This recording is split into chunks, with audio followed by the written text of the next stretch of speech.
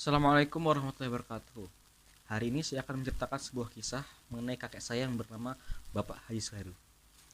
Kakek saya yang bernama Bapak Haji Suheru ini merupakan salah satu pengusaha bidang transportasi bis yang pernah sukses di daerah Jawa Tengah.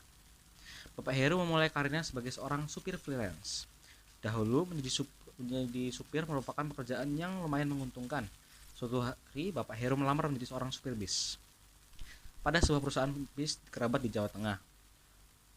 Pada zaman dahulu sekali mengantar bis dari Jawa Tengah ke Jakarta lalu kembali ke Jawa Tengah lagi, Bapak Heru dapat mengantongi sebanyak 10 gram emas atau sekitar 10 juta menurut harga emas waktu itu.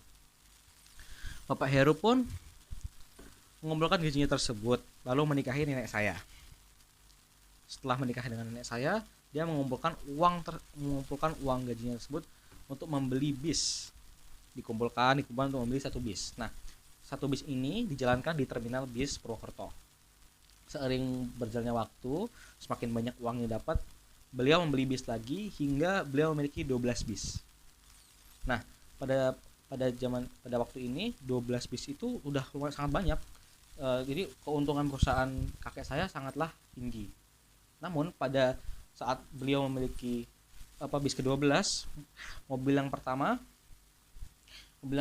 sudah mulai rusak dan harus di maintenance, sehingga pengeluaran perusahaan lebih terpaku kepada maintenance bis.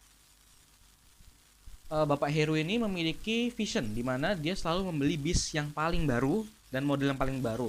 Mengapa? Karena itu merupakan teknik yang sangat menguntungkan. Seiring dengan waktu beliau berinvestasi terus hingga sekitar memiliki 35 bis ke atas. Ini pada saat ini Bapak Heru sudah sangat kaya dan sangat sukses dalam bisnisnya. Beliau bahkan dapat survive atau bertahan hidup pada sekitar tahun 98-an. Pada saat terjadi krisis moneter, beliau dapat survive pada tahun itu. Nah, setelah tahun 2000-an, tahun 2003, beliau sudah tidak ada semangat berbisnis lagi.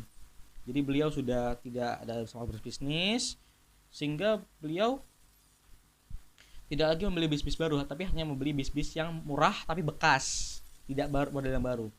Saja ini membuat kerugian yang sangat besar pada perusahaan yang dibangun oleh kakek saya. Dengan begitu perusahaan tersebut bukan bangkrut, sangat drop hingga sampai sekarang. Sekarang diteruskan oleh generasi baru yang banyak dilakukan upaya agar perusahaan kakek saya tetap hidup. Berikutnya adalah saya ingin menjelaskan mengenai faktor keberhasilan dan faktor kegagalan dari kakek saya.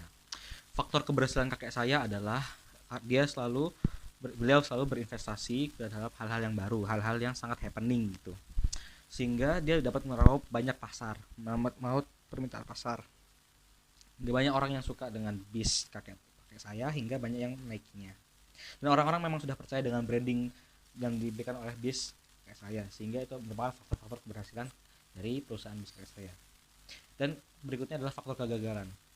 Pada zaman dahulu, para pengusaha merupakan orang-orang yang paling ketat hubungannya antara satu sama lain, sehingga bila ada yang kesusahan maka akan dibantu bersama-sama.